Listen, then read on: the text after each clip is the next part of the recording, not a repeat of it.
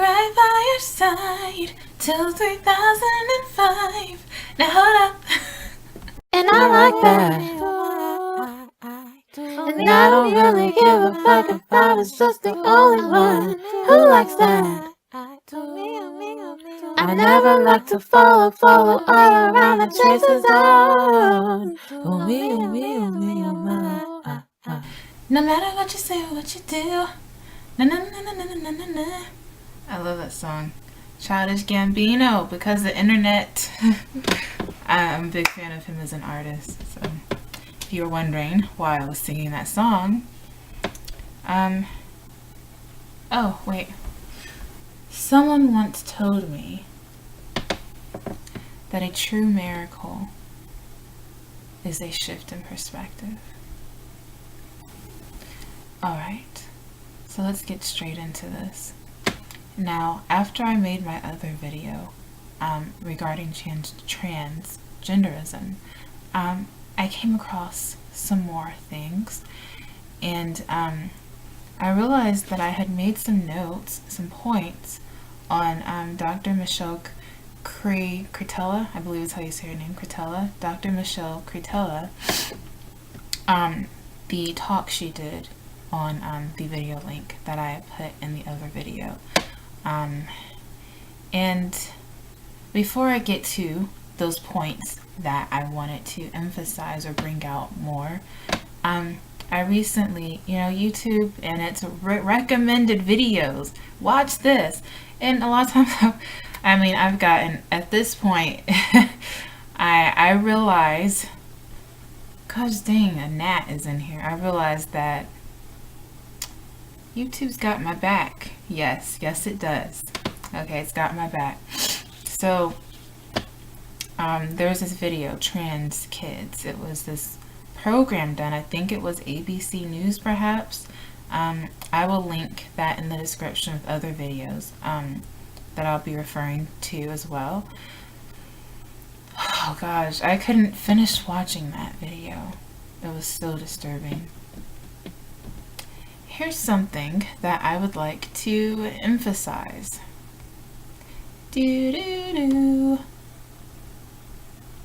Piaget. Okay, let me give Google a minute to load here. I know I studied his theories in undergrad. I studied psychology. Come on, if the internet, because the internet. Okay, so here we have it.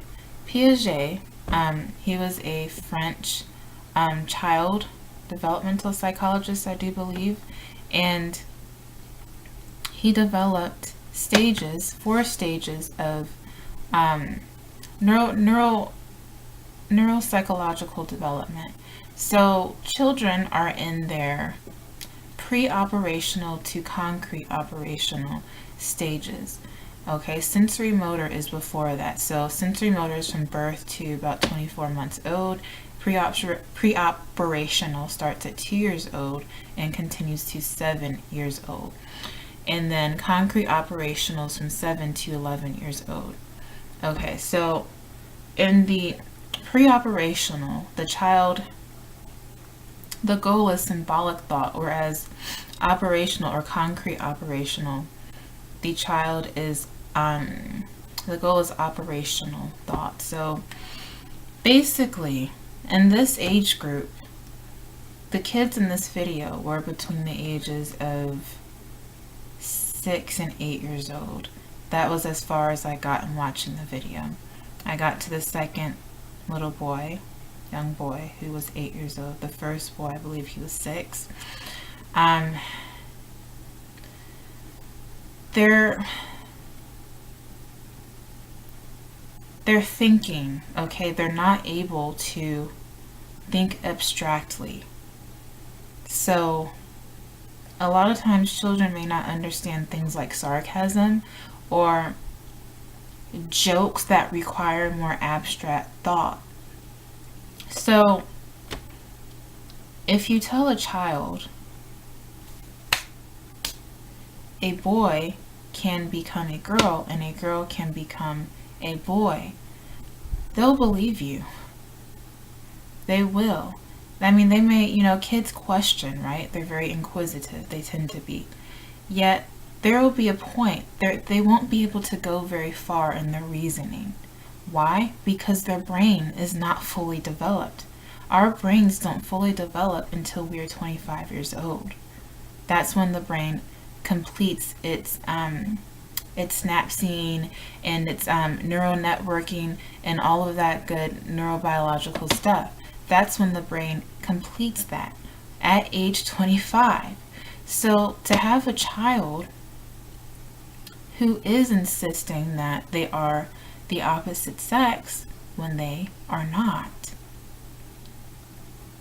As a psychologist, in my case, as an aspiring psychologist, we would say, wait, there's something that has become misconstrued in their perception and conceptualization of the world around them.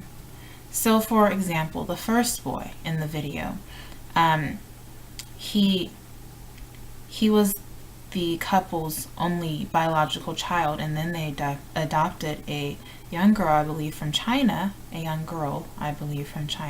Her name was Jade. Okay, so families preparing to adopt tend to be very excited about that process, right? So my hypothesis here is that the young girl was getting a lot of attention, okay? From the preparation to going and getting her and then bringing her back and then everything. And perhaps he wasn't getting as much attention as he needed. So perhaps somewhere in his mind he believed that he needed to be a girl to receive the attention that he so desired, okay? And no, nothing is on me. I just felt uncomfortable because this gnat is just around. So anyway, yeah, it was highly disturbing because his mother, she was going into detail about sex change operations. What are you going to ask the doctor when you go in? And the kid is only 6. What are they going to do to your penis? They're going to push it in. And then vaginas, you have an inside-out vagina or an inside-out vagina. Yours is inside-out. And it was just, oh my God, I can't even begin to explain how disturbing.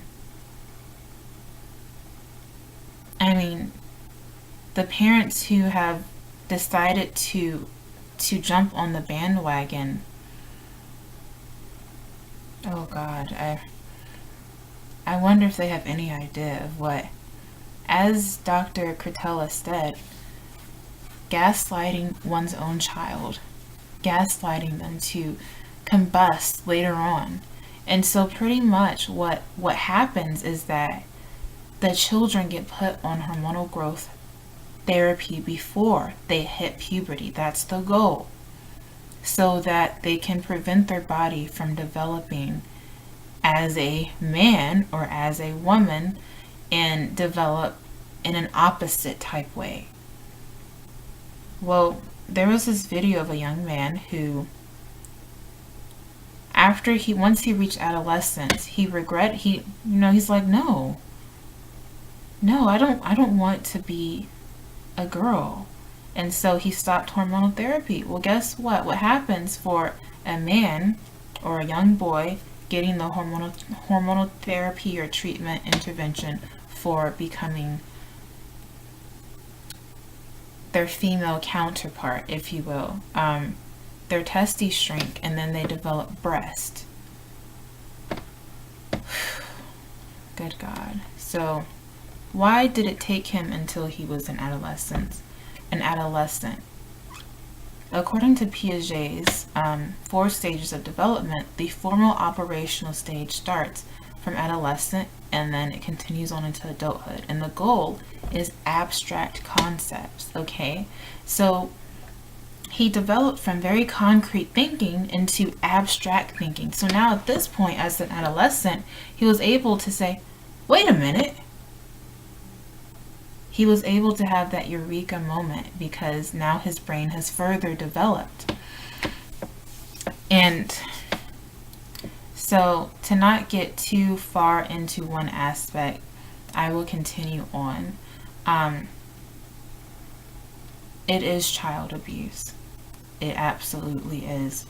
Because children, I mean, God, there's so much I can say. I'm just drawing a blank. I mean, the people in the comments on these videos, they pretty much summed it up. So I'm including the link to the videos in the description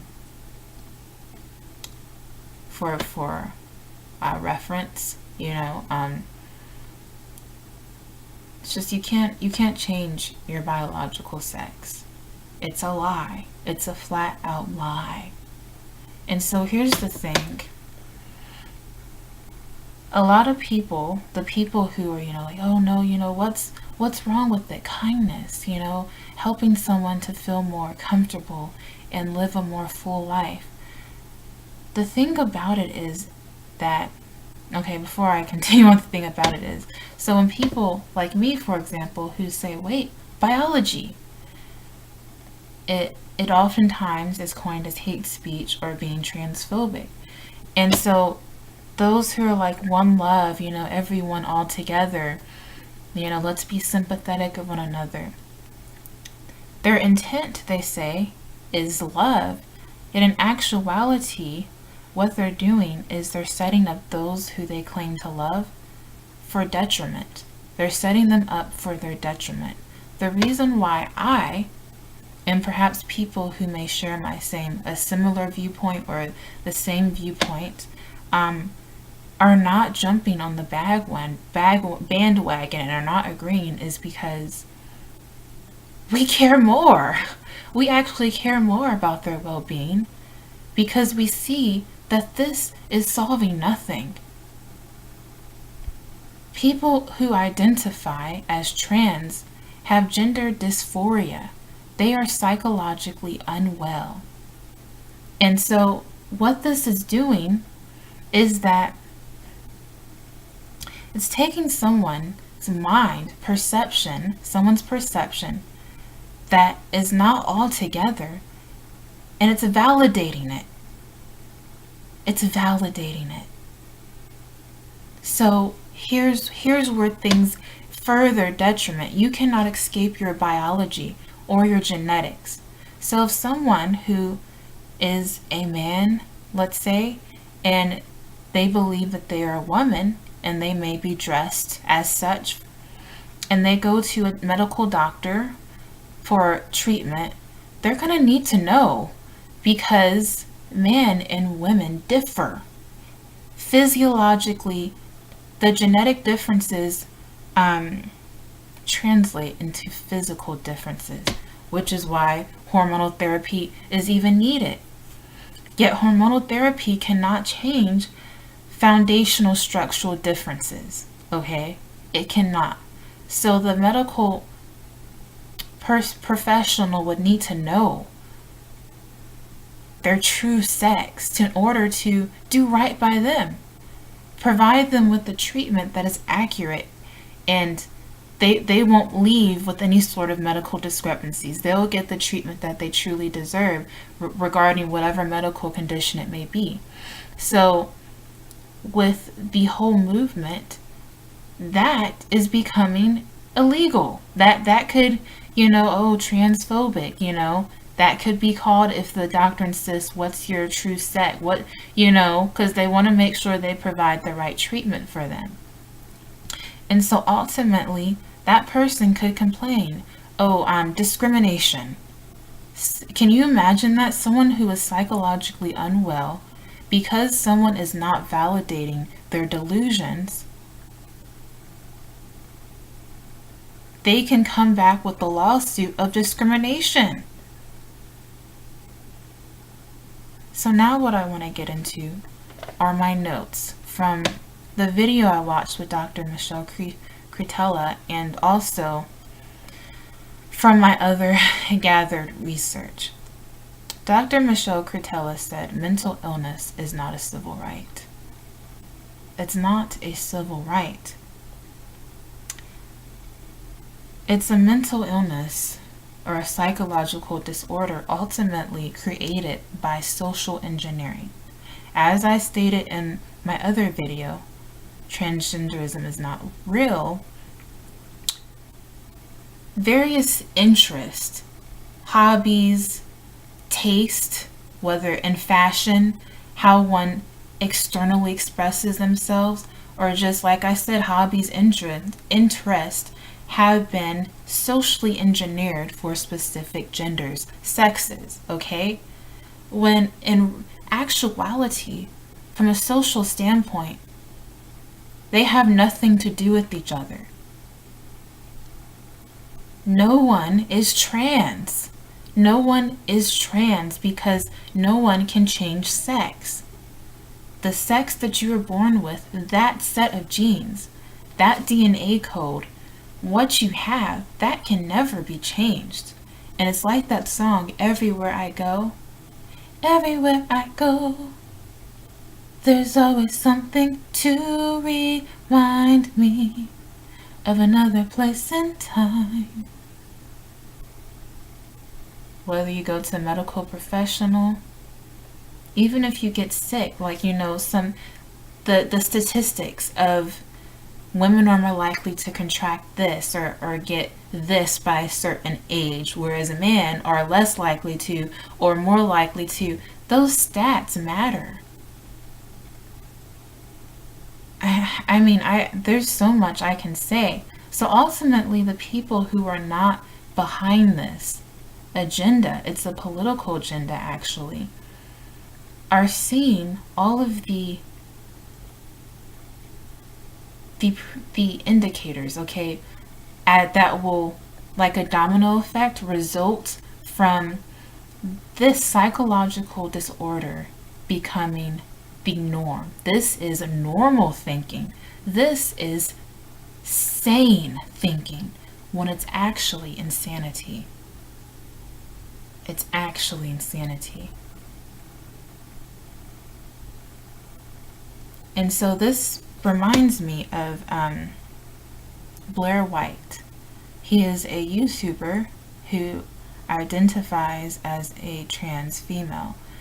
And I will link his video below. He did a video on detransitioning.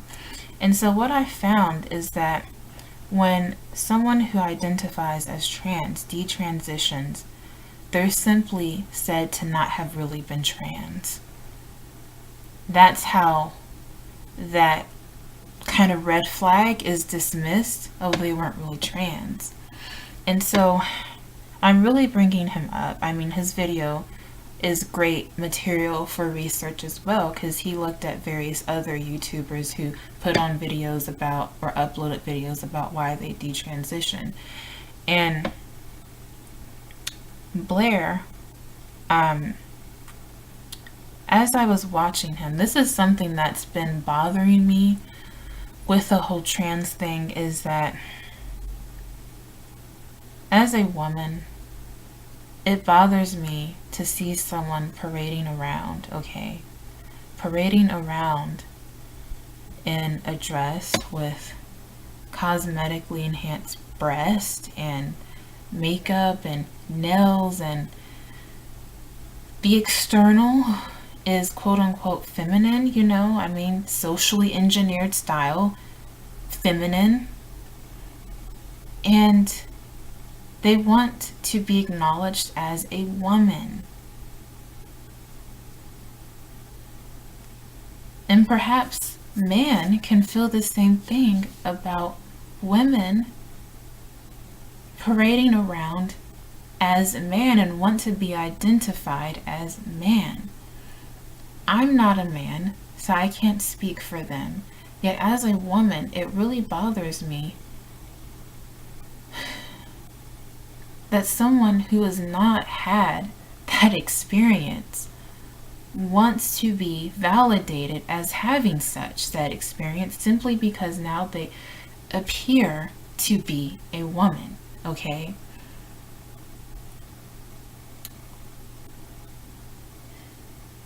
And it's just, what's the word I'm looking for? It's quite near insulting, actually. It is. Being a woman is so much more than acrylic nails, makeup, breast, clothes, whatever kind of style of fashion. It's so much more than that. I mean, it is an experience. The divine Shakti, the divine femme, it's the chakra of the womb or the uterus, okay?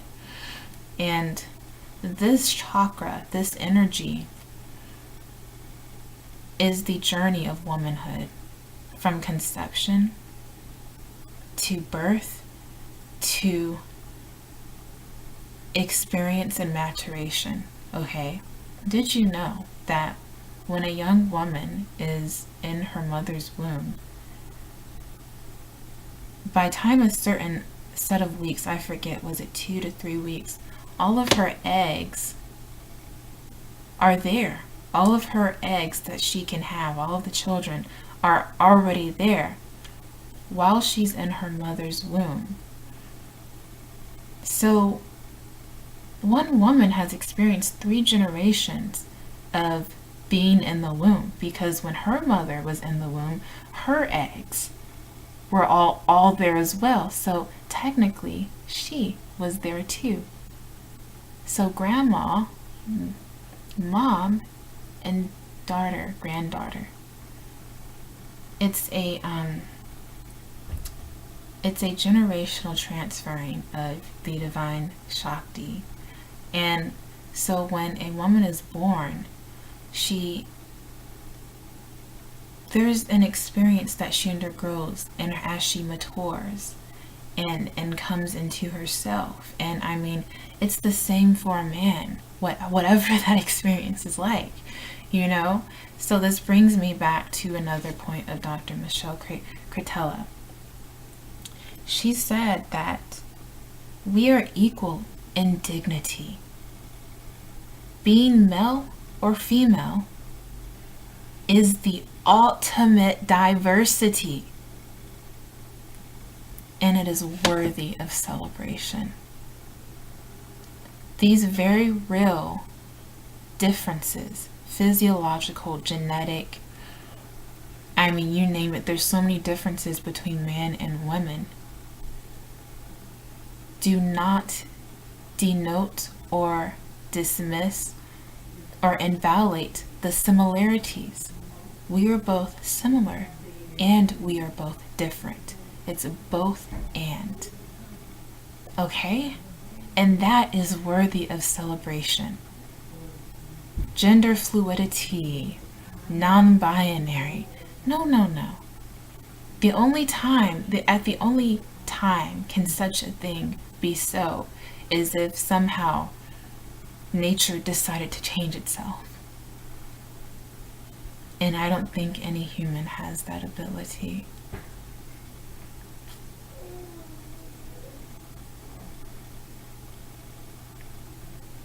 In terms of children, nurture your home environment in marriage partnership, and this will aid in the child's well-being. So for kids who are believing and insisting that they are the opposite sex, for example, the first kid in the documentary I was talking about, his mother found him in the bathroom with a pair of nail clippers and holding his penis, and he was pretty serious about removing it. And so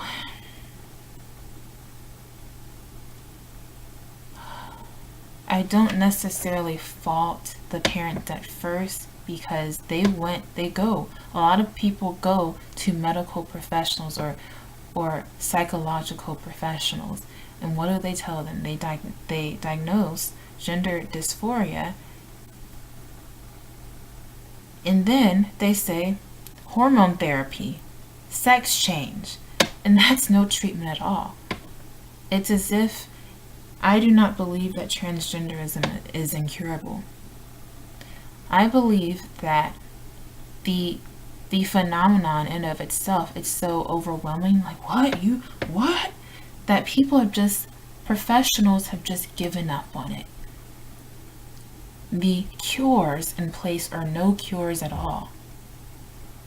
It's in the mind. Just as society socially engineered the psychological disorder can be reverse engineered through reprogramming one's subconscious mind.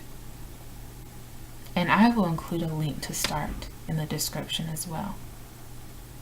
That's the true cure. And so as a aspiring social psychologist, that's something that I would do. I would develop a form of therapy, probably with CBT, cognitive behavioral therapy, at its foundation, and I would build on that to develop a therapy that would ultimately reverse the social engineering in the subconscious mind, so that one can accept who they are and love them for themselves for who they are, regardless if they have undergone hormonal therapy or not. Because, you know, a lot of people identified as trans may be in positions right now where it may be counterproductive to detransition, especially if they've had the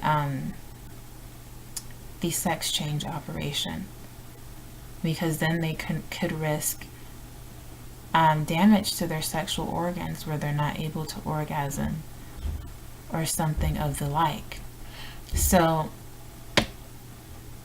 pretty much meeting people with gender dysphoria where they are and enabling them, helping them to accept themselves from within the mind, because that's where it is. It's here. It's nowhere else. It's here. And now I will read through my other points. Binary is the rule, and exceptions, intersex, to the rule do not change the rule. And I mentioned this in the previous video. And this is a note of mine. Transgenderism is a social construct, as is gender fluidity. And lastly, mental illness is not a civil right. Yet you know what is a civil right? Treatment. Treatment that works. Treatment that works. It's not about right or wrong, who won the argument. No, I could care less about that. I'm concerned about the well-being of humans. I mean, if you see a child, you know, let's say you have a kid and your child is crying because they want to go outside and ride their bicycle at night, and they're throwing a tantrum because they want to be validated that it's okay, even though you know what they want to do is going to hurt them in the long run. I mean, the kid could get kidnapped, injured somehow. Maybe there's a more dangerous example I could use. Let's say they want to eat candy for breakfast, lunch, and dinner, and you know that they may be fine at the time, yet in the long term, it'll make them sick eventually. That's how I perceive the hormonal therapy. And then also a point that I found in a video with, what's his name? That one dude. He's like a rights activist. He does a lot of speaking. He said that he was on this panel with Dr. Drew and a whole cohort of other people, and he said that the suicide rates for transgender people are the same before and any sort of intervention and after. It's no solution at all. And it's time that we really, people, really embrace that you can't control what you feel, yet you can control what you choose to do. Yet you control, not your feelings. You choose what you choose to do, not your feelings. So we all may have a lot of feelings. Yet our feelings oftentimes, emotions, feelings are irrational. They are. They're irrational. They're wonderful things. They're one of the core parts that make us human. Yet if we constantly always acted on how we feel and didn't stop to say, wait a minute, and to put on that thinking cap, let a light bulb come on, we ultimately all be led off the cliff. Sheep being led to their ultimate demise. Did you know that sheep are one of the dumbest animals in existence? And they're blind too, which is why they need a shepherd. And which is why it's so easy for a whole herd of sheep to be led off a cliff or something like that. We're not sheep. So I say that we stop behaving as such and use the very, very wonderful, wonderful mechanism that we all have in our heads. Get those gears to turning and say, wait a minute, this ain't right. This ain't right. Now, let me think. Was that all that I wanted to say? Yeah, I do believe so. So, let's discuss it. Oh me, oh me, oh me, oh my, I. Oh me, oh me, oh me, oh my, I. Do.